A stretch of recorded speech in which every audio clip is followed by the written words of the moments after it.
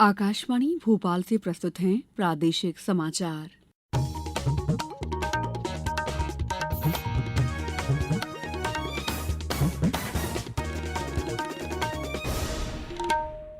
नमस्कार, समाचारों के साथ मैं दीपा सिंह।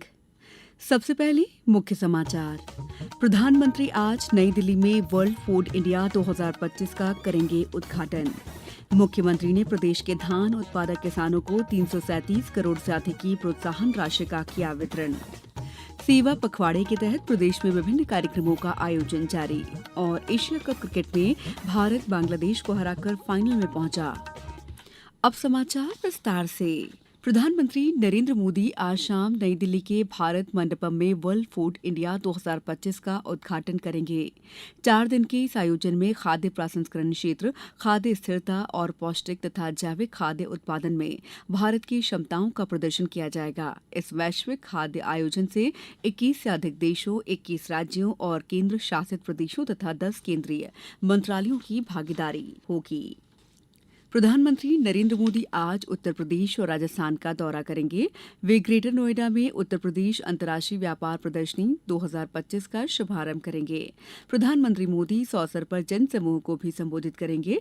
इसके बाद प्रधानमंत्री राजस्थान का दौरा करेंगे और 1,22,100 करोड़ रुपए से अधिक की कई विकास परियोजनाओं का शिलान्यास और उद्घाटन करेंगे। श्री मोदी पीएम कुसुम लाभार्थियों से भी बातचीत करेंगे। प्रधानमंत्री अणुशक्ति विद्युत निगम लिमिटेड की लगभग 42,000 करोड़ रुपए की लागत वाली माही बांसवाड़ा राजस्थान परमाणु ऊर्जा परियोजना की आधारशिला रखेंगे।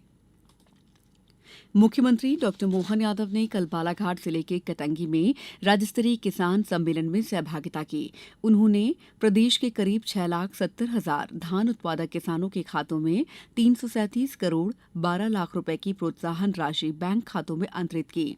मुख्यमंत्री जिले में करीब 245 करोड़ रुपए की लागत वाले 78 विकास कार्यों का लोकार्पण और भूमि पूजन भी किया। कार्यक्रम में मुख्यमंत्री जिले के नक्सल प्रभावित गांवों के 4,000 से अधिक युवाओं को नियुक्ति पत्र भी दिए। मुख्यमंत्री ने कटंगी में नया सामुदायिक अस्पताल, हाई स्कूल को हायर सेकेंडरी स्कूल में प्रोन्नत करने की घोषणा की। कटंगी से सिवनी राजमार्ग पर नया सेतु और पेंच नेशनल पार्क के पास खेतों में सोलर फेंसिंग को भी स्वीकृति दी। मुख्यमंत्री डॉ यादव ने कहा कि दिवाली से पहले ही किसानों को धान के बोनस के रूप में तोहफा मिला है। हमारे 6.5 लाख किसानों के लिए आपके खाते में लगभग 337 करोड़ 12 लाख धान की प्रोत्साहन राशि दे रहे और दीपावली पे आपको डबल गिफ्ट मिल रहा है। जीएसटी के माध्यम से भी बड़ी सौगात मिली। जीएसटी के माध्यम से टैक्स की छूट दे करके स्वदेशी के माहौल बनाने के लिए माननीय प्रधानमंत्री जी ने जो छूट दी है, जोरदार अभिनंदन करें अपने देश और प्रदेश के लिए। प्रधानमंत्री नरेंद्र मोदी के नेतृत्व में सेवा और सुशासन के मंत्र से प्रेरित होकर सरकार परिवर्तन और प्रगति लाने के लिए अथक प्रयास कर रही है।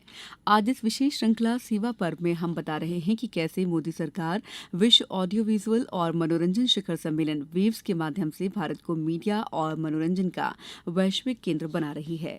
पेश है एक रिपोर्ट।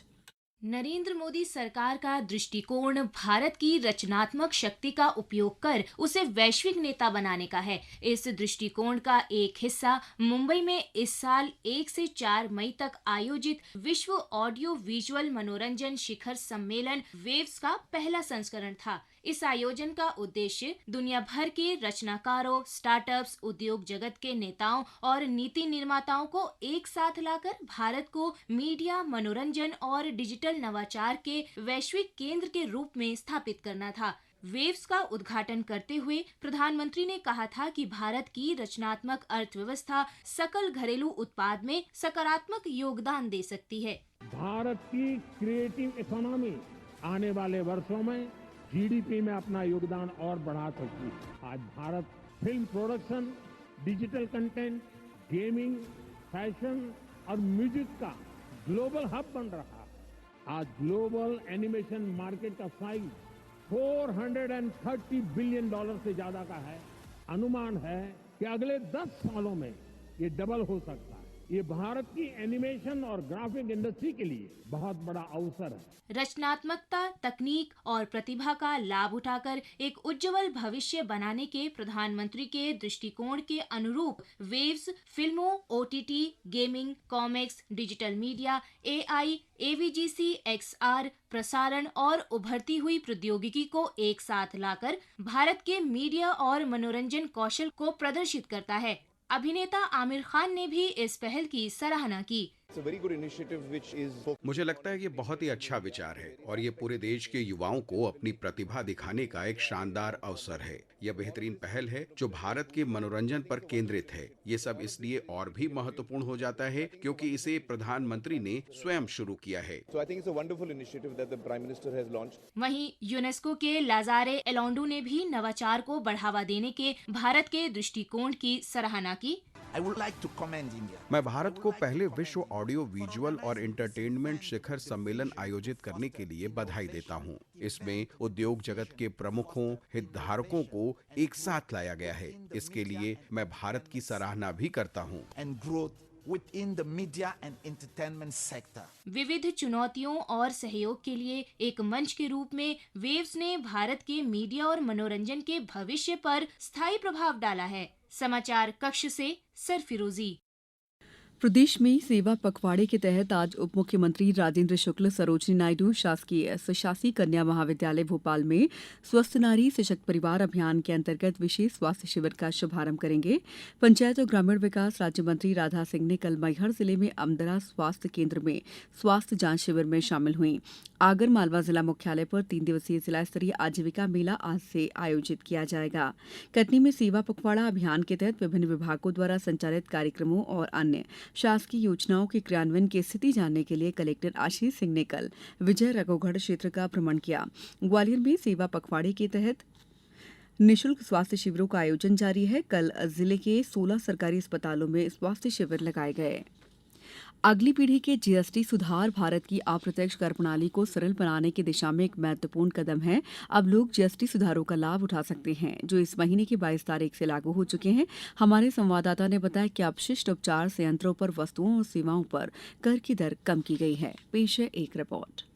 नए जीएसटी सुधारों के अंतर्गत सरकार ने कॉमन अवशेष शोधन संयंत्र पर लगाने वाले जीएसटी को 12% से घटाकर 5% कर दिया है। इन संयंत्र पर टैक्स कम होने से उद्योगों को केंद्रीकृत कचरा प्रबंधन अपनाने की प्रेरणा मिलेगी, जिससे प्रदूषण कम होगा और औद्योगिक क्षेत्र में सतत विकास को बढ़ावा मिलेगा। कम दरों से कचरे की छटाई, संयंत्र संचालन और रखरखाव जैसे क्षेत्रों में हरित रोजगार भी पैदा होंगे। इसी तरह बायोडिग्रेडेबल बैग पर जीएसटी 18% से घटाकर 5% कर दिया गया है, जिससे ये बैग सस्ते होंगे और उपभोक्ता व दुकानदार प्लास्टिक बैग की बजाय इन्हें अपनाने के लिए प्रेरित होंगे।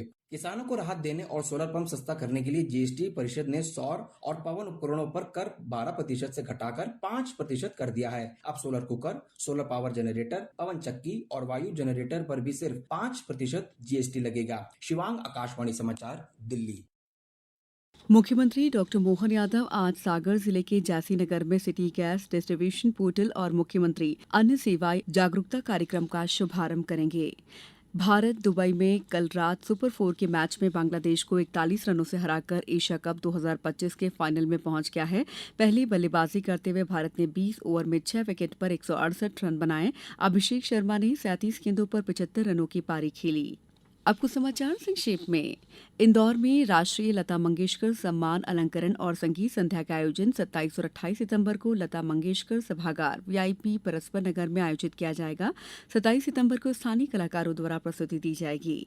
झाबुआ कलेक्टर नेहा मीना के निर्देश पर खनिज विभाग की टीम ने ग्राम बिलीडोश में अवैध मुरम खनिज उत्खनन का मामला दर्ज कर 33 लाख से अधिक अर्थदंड अधिरोपित किया है।